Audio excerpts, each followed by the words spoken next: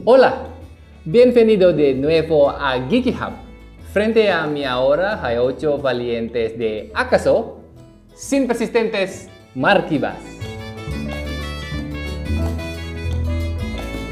Ini dia Brave 8 dari Akaso. Jadi ada box di sini yang lain seperti ada V50X, ada Akaso Brave 7 LE, ada yang Brave 7. Nah, ini merupakan yang paling baru nih. Sebenarnya boxnya kurang lebih ya mirip-mirip lah sama pendahulunya ya. Akaso mempunyai predikat action camera dengan kualitas yang tinggi dan mereka mampu menjual barangnya 50 hingga 60% loh lebih murah daripada pesaingnya seperti GoPro. Headquarternya ada di Frederick, Maryland, United States, itu di East Coast, sekitar 80 km dari Washington DC. Mereka juga bikin Akaso Go Apps, jadi bisa menyambungkan melalui HP kalian ke kameranya, terus nanti dengan menggunakan koneksi itu kalian bisa memakai fitur Super Smooth. Super Smooth itu buat kalian yang misalnya sering lari, biasa lihat footage-nya kan suka goyang-goyang gitu kan, parah goyangnya. Nah, dengan ada Super Smooth itu yang kalian aktifkan, harus diaktifkan nih dari aplikasi. Jadi baru hasilnya halus, bagus gitu. Jadi Akaso selain menjual action camera, mereka juga menjual outdoor gear. Oke, action kameranya mereka ada Brave Series atau Brave Collection yang ada kata Brave di awalnya. Mereka ada V50 Collection, mereka juga ada EK7000 Collection. EK7000 itu yang berhasil menjual paling banyak di Amazon pada tahun 2020. Produk keduanya itu kan mereka ada outdoor product, sarung tangan ski, ada yang sarung tangan bisa menghangatkan tangan kalian, karena kan nggak mungkin kita pakai di Indonesia glove yang menghangatkan gitu loh. Dia juga ada jual rompi, rompinya itu yang rompi pemanas, kacamata ski, scarf, kolam renang tiup. Mereka juga ada jual tas pendingin gitu, jadi kalau misalnya mau pergi hiking, kalian mau taruh misalnya minuman kalian di tas, kalian nggak mau dia cepet panas minumannya, kalian bisa pakai dia punya produk. Jadi produk dia juga sebenarnya fokusin juga untuk jualan lifestyle ya. Akaso merupakan action camera yang katanya mampu menghasilkan kualitas video dan image atau foto dengan kualitas tinggi. Di depan gue ini yang Akaso Brave 8 ini udah dilengkapi dengan IPX8, jadi dia udah bisa dipakai untuk berenang. Tentunya kalian juga kalau misalnya yang suka menyelam di laut, kalian harus beli lagi ekstra namanya housingnya. Ini belum ada housing, ini baru ada semacam apa ya, frame-nya lah gitu. Frame-nya doang dipakai buat berenang masih aman, masih bisa katanya sampai kurang lebih 10 meter lah. Tanpa berlama-lama, kita tes aja nih sekarang. Banyak sekali yang penasaran, yang mau lihat sebelum kalian membeli, atau mungkin kalian udah pernah beli. Nah, kalian bisa share juga pendapat kalian tentang produk ini di kolom komentar ya. Let's check it out.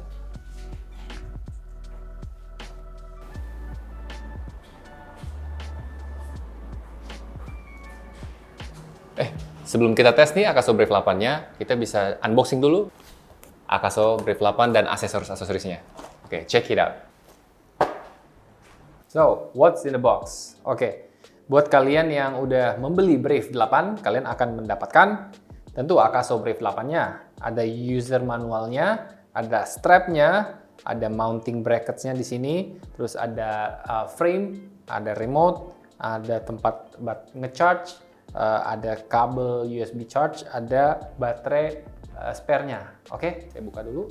Nah, turunnya dibuka. Terus di sini ada slot memory card. Kalian tinggal pencet, dia keluar.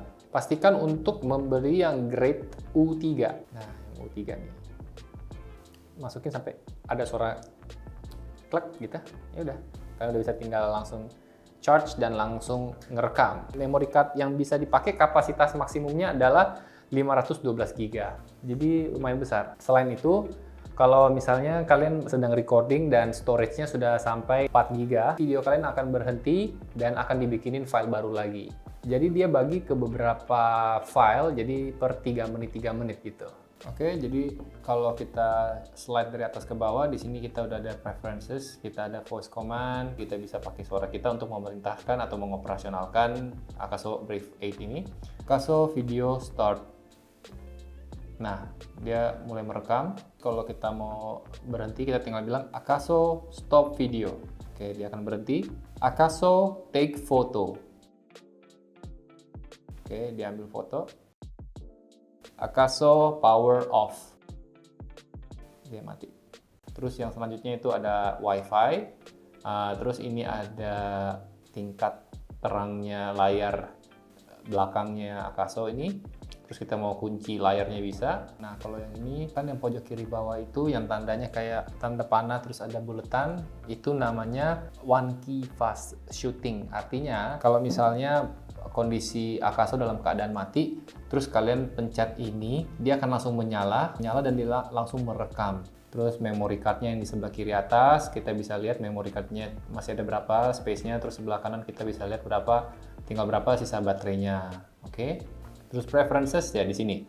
Ada bahasa, kita mau pakai bahasa, semua ada bahasanya di sini ya. Terus untuk standar, kalian mau pilih pakai PAL atau NTSC. NTSC dan PAL adalah dua jenis sistem pengkodean warna yang mempengaruhi kualitas visual konten yang dilihat di televisi analog. NTSC memberikan 30 frame second pada rasio aspek 720x480. Nah, kalau PAL menggunakan frame rate 25 fps dengan rasio aspek 720x576. Standar NTSC populer di tempat-tempat seperti Amerika Serikat dan Jepang, sementara PAL lebih umum di negara-negara seperti Inggris, Australia, dan Swedia. Code.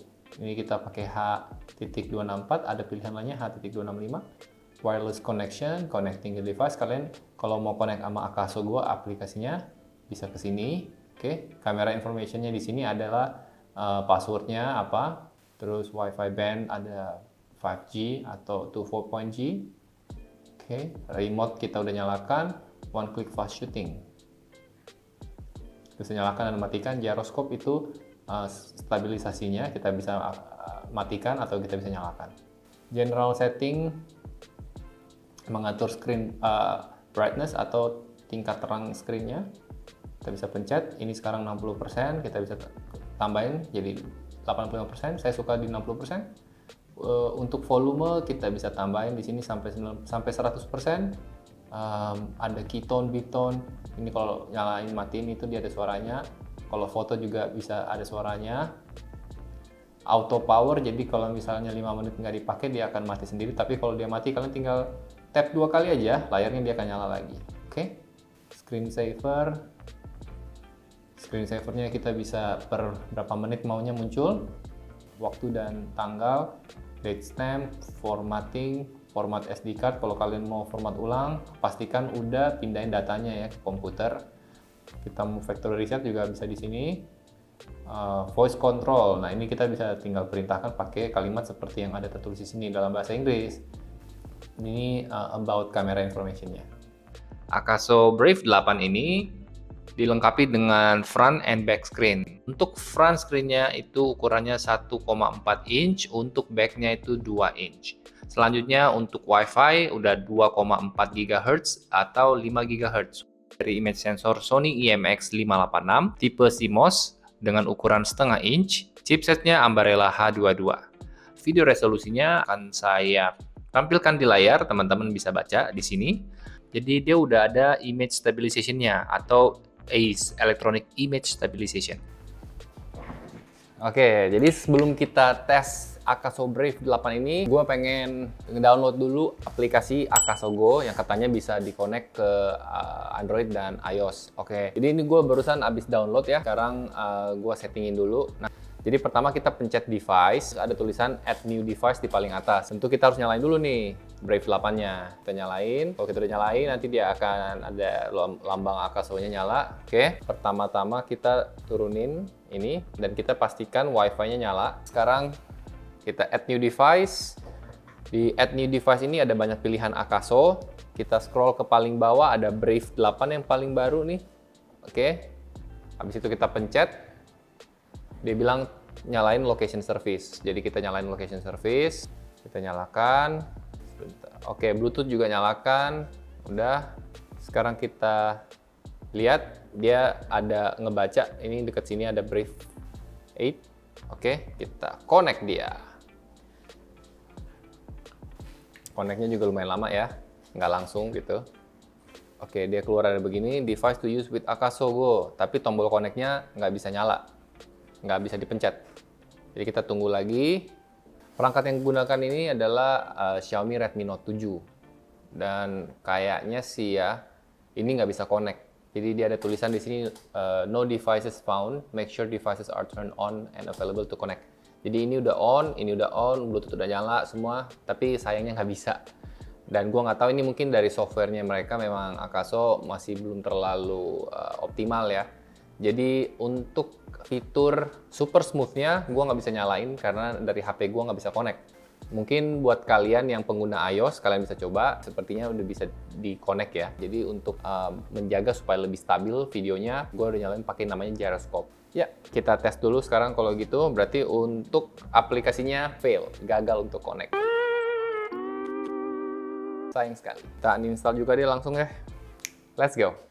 Oke, jadi sekarang gue pakai front screen, video resolusi 16:9, 4:3 dengan 4K.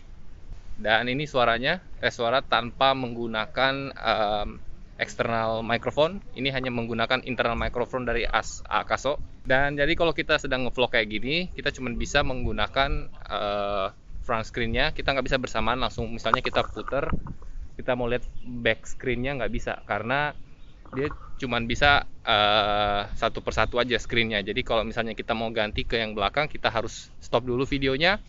Terus kita pencet mode M, yang huruf M di samping kamera ini, ditahan, nanti dia akan kebalik. Oke, kalau misalnya screen-nya mati, tinggal diketok aja screen yang di belakang. Karena screen yang depan itu belum touchscreen, jadi yang touchscreen itu cuma di belakang ya.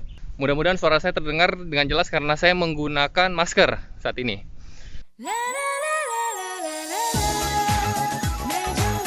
Kalau misalnya saya bandingkan dengan suara saya sekarang yang tidak menggunakan masker, seperti apa? Apakah lebih jelas? Tes 1, 2, 3. Selanjutnya kita coba ganti ke mode yang lain. Oh ya, ini juga udah menggunakan super smooth. Jadi super smooth yang saya gunakan ini dari kamera. Jadi saat ini bagaimana? Apakah video saya juga terlihat terguncang gitu? Kalau goyang-goyang gimana? Ini saya gerakin ya. Terus coba saya sambil lari ya. Oke. Sprint. Oke. Kalian bisa nilai sendiri ya kualitasnya seperti apa ya. Oke, sekarang saya udah matiin super smooth-nya. Tapi gyroscope-nya tetap nyala ini. Dua-duanya tetap saya nyalakan. Sekarang coba kita sambil lari deh. Tuh.